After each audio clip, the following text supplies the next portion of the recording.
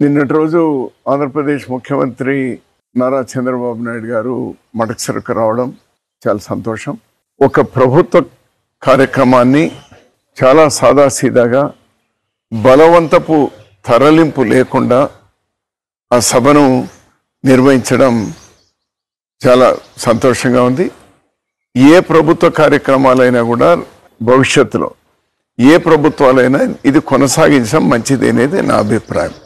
కారణం ఏమంటే ఒకప్పుడు జనం తరలింపు అవసరం, ఎందుకంటే ఈ ప్రసార మాధ్యమాలు లేనప్పుడు, ఇప్పుడు ఈ సోషల్ మీడియా కానీ ఎలక్ట్రానిక్ మీడియా ఉన్నప్పుడు ప్రపంచమంతా చూడొచ్చు. 10 మందితో జరిపిన ఇష్యూ ప్రపంచమంతా తెలపచ్చు. అటువంటి ఒక మంచి ప్రయత్నం నిన్న జరిగింది. నేను నా హర్షాన్ని వ్యక్తం చేస్తున్నాను.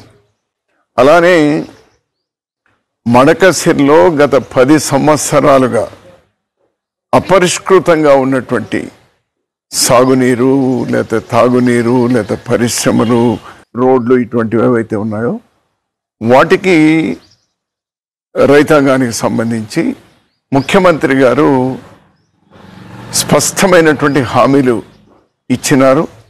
నా హర్షాన్ని వ్యక్తం చేస్తున్నాను. ఒక మడకసిర వాసిగా నా హర్షాన్ని వ్యక్తం చేస్తున్నాను. వాటన్నిటి కూడా వెంటనే ఇంప్లిమెంట్ చేసేటువంటి శక్తి కూడా భగవంతుడు ఈ ప్రభుత్వానికి ఇవ్వాలి. మడకసిర్లో గత 10 సంవత్సరాలుగా పెండింగ్ ఉన్నటువంటివన్నీ పరిష్కారం కావాలి అని నేను కోరుతా ఉన్నాను. దశాబ్దాలుగా ఉన్నటువంటి ఒక సమస్యకు సుప్రీంకోర్టు పరిష్కారం ఇచ్చింది నిన్నటి రోజు.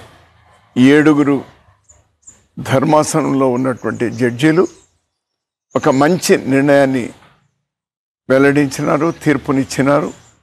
ఎస్సీ ఎస్టీలో వర్గీకరణ జరగాలి, అందరూ సమానంగా రావాలి అనేటువంటి దాంతో ఇచ్చారు. మనస్ఫూర్తిగా నేను హర్షిస్తా ఉన్నాను.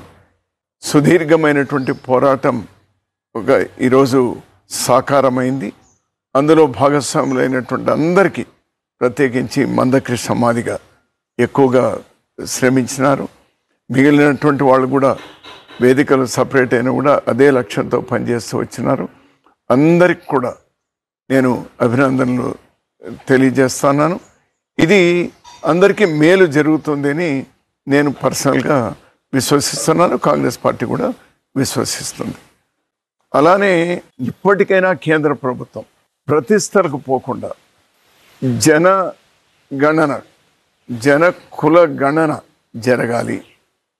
ఇప్పుడు ఎస్సీ ఎస్టీలో కూడా వర్గీకరణ జరగాలంటే ఇందులో 59 వర్గాలు ఉన్నాయి ఎస్సీల్లో, అదేవిధంగా ఎస్టీలో కూడా చాలా ఉన్నాయి. ఎవరు ఎంత అని తెలవాలి కదా. ఇంతవరకు ఎస్సీలు ఎందుకు ఉన్నారు, ఎస్టీలు ఎందుకు ఉన్నారని తెలుసు అంతే. అందులో ఉపకులాలు ఎన్ని ఉన్నాయని తెలియదు కదా. అవి తెలుసుకోవాలంటే కుల జనగణన జరగాలి. So this the right time. ఇంకా ఆలస్యం చేయదు. ఇది దేశానికి అంతా సంబంధించింది. ఇప్పుడే అందరూ ఏమడుగుతున్నారు, మేమెంతమంది ఉన్నామో మాకంత వాటా రావాలి అని. తప్పేముంది ఏంటాను నేను. అందులో మెరిటే వస్తారు, మెరిట్ లేని వాళ్ళు ఎవరు రారు. సో దీనికి కేంద్ర ప్రభుత్వం వెంటనే అంగీకరించాలి. తక్షణమే ఈవెన్ దళితులకు కానీ లేదా ఎస్సీ ఎస్టీలకు, బ్యాక్వర్డ్ క్లాసెస్కి, ఈవెన్ ఉన్నత వర్గాల్లో ఉన్నటువంటి పేదవాళ్ళకు కూడా మేలు జరగాలంటే ఇది వెంటనే కుల జనగణన టేకప్ చేయాలని మరోసారి కేంద్ర ప్రభుత్వాన్ని డిమాండ్ చేస్తాను. పెరియార్ గారు, అంబేద్కర్ గారు, బిపి మండల్ గారు, వీళ్ళందరూ కూడా సుదీర్ఘమైనటువంటి పోరాటాలు చేసి ఈ కుల జనగణన జరగాలి అనేటువంటి డిమాండ్ చాలా రోజులుగా ఉంది. ఇదేం కొత్తదేం కాదు. దీన్ని రాహుల్ గాంధీ గారు మరో లెవెల్కి తీసుకెళ్ళినారు.